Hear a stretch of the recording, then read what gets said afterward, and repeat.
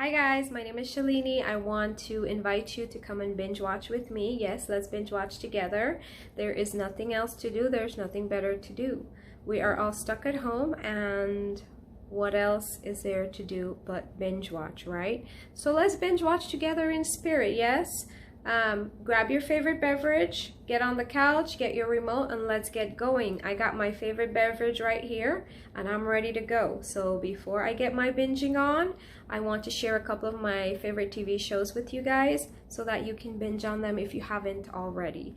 Also, if you have Netflix, Netflix is great for binging. It's one of my favorite places to go, and that's where I do all my binging. I love me some Netflix. All right, so you must know that I take my entertainment very seriously, and so anything I recommend will be epic. It will be entertaining, it will be explosive, it will be great. You have nothing to lose.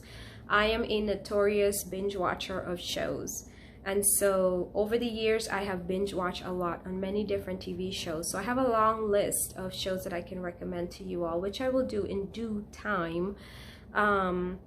When I'm not binging, what I do is I screen my entertainment. So if there's a new TV show that comes out, I want to screen it before I invest. So what I do is I watch a few first minutes of the show or the few first seconds of it, and if it's engaging, if it's deep, if it's interesting, entertaining, I am there. So as long as the show gets my attention, like the first few seconds, the first few minutes of the first episode, I will invest. Other than that, no, I am not gonna waste my time on empty entertainment. Again, I take my entertainment very seriously, so I screen what I watch, and anything I recommend would be great for you, in my opinion. So, and again, I look for suspense, thrill. I look for a whole package, you know, deep, dark, thrills. I look for gore. I look for scare. My shows, they have all these elements to them. And so I know there are a lot of genres out there, such as, you know, suspense, thriller, mystery, action, comedy, and things like that. Well, if I can find all that in one show, that is amazing, or half of that, that's amazing. I think that's a great show. So Supernatural is one that I'm going to recommend for you to binge on because it has a lot to offer. The storyline is scary, it's dark, it's deep, it's interesting, it's entertaining. The acting is great, the actors are great, and the whole production itself is wonderfully done. The monsters, the creatures, all the supernatural stuff that are going on in the show is just mind-blowing, in my opinion. And so I want to recommend this show. There is 15 seasons. Seasons 1 through 14 is on Netflix, so you can binge there. And season 15 is on CW. They just finished season 15, and that's as far as it goes. You can find that on the CW channel, or you can wait until it comes out on Netflix. In the meantime, you have seasons 1 through 14 to binge on Netflix. It's about two brothers who grew up without parents, Sam and Dean, Dean being the older brother who raised Sam, and Sam looks up to him. Dean is the father figure, he's the protective one, he's the ass kicker. Yes, he's the guy that will beat your ass. And you know, Dean is the serious brother, and so he also is very comedic. So even though the show is very dark and scary, this character is comical. It's subtle, it's not over the top, it is tasteful comedy. And the actor, I love him, Jensen Ackles. He's just an amazing actor, very dynamic, and he plays different parts. Like, he brings different things to this character that is very interesting and makes up for Dean, that character.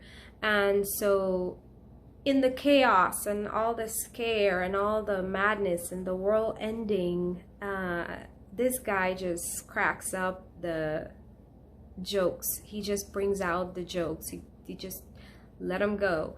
And it's it's nice, it's refreshing. I can connect with him on so many levels, but especially when it comes to the humor, he just lay them out there. And again, they're subtle, they're they're funny, and it's just like subtle little things, subtle little nuances that he does that gets you.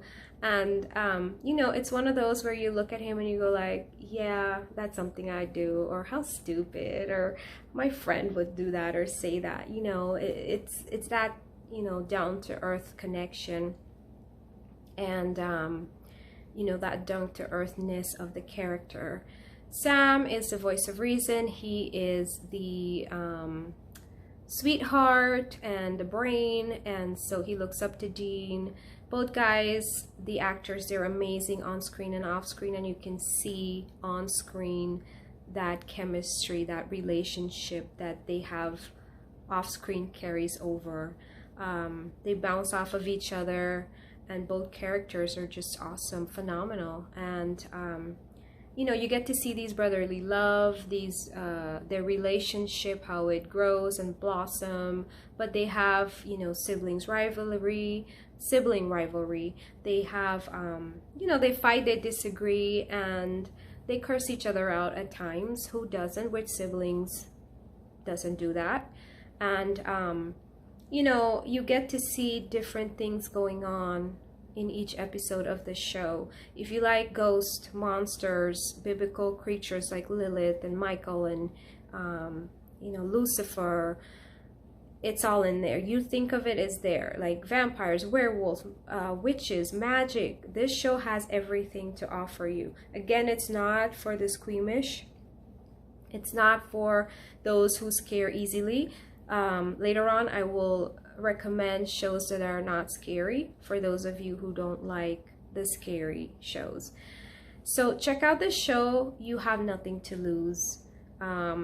Again, there's a lot going on, and the storyline is amazing. I don't want to say too much more. I've said enough. The next show I want to talk about is The Originals. The Originals is about an original vampire family who left New Orleans decades prior and have returned to reclaim New Orleans. And it's a bunch of siblings, and you see how they fight. You see their dysfunctional lifestyle, and the drama, and the bickering, and the treachery, and you get to see the betrayal and the distrust and all that going on. So many different emotions and so many different things going on in that show. My two favorite characters would be Elijah Michelson and Klaus Michelson. So the original vampire family, they're the Michelsons and of New Orleans, and so they're back in New Orleans. New Orleans is, of course, occupied with not just humans, but werewolf, vampires, and witches. And Klaus Michelson is the hot-headed one. He's the ticking time bomb. He fights and beats up with everyone. He kills people he doesn't like or doesn't agree with.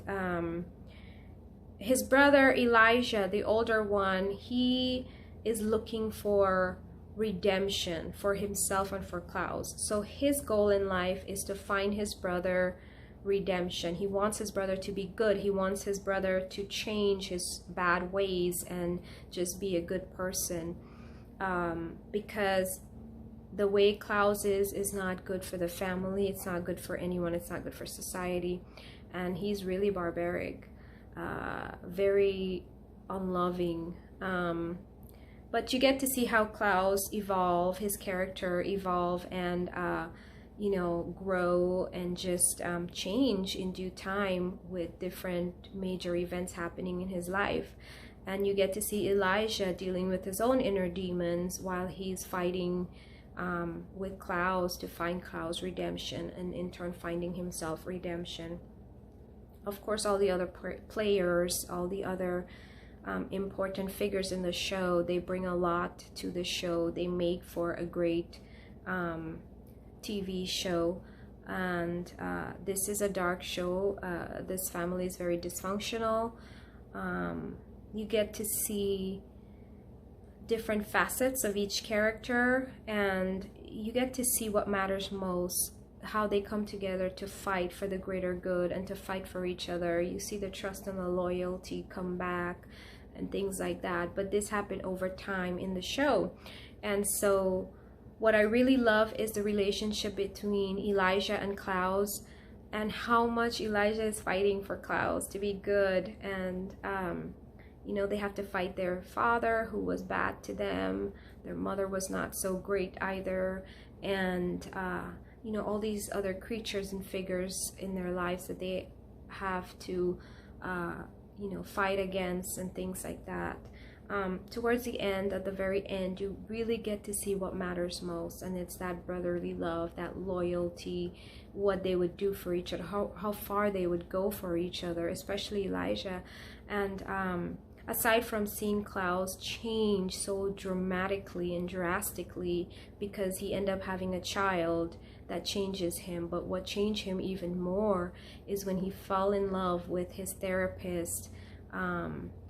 And so the things that Elijah tries to instill or tries to get Klaus to do or to become, when Klaus fall in love with his therapist, all that changes, all that happens because of her, not because of Elijah. But Elijah's role in the story is still important, where he will find his brother redemption. And so you get to see at the end how it ends. I didn't expect that ending. It's a bittersweet, it's one that I didn't expect. I did not see that ending coming. It's just amazing. It's one of the best ending I've ever seen in season 6 when the show ended. I mean, I don't want to give it away. It's not something subtle. It's just one of those things like, oof, I've never seen that before.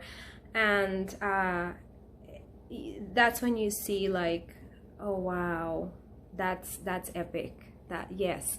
So check it out. 6 seasons. It's all on Netflix.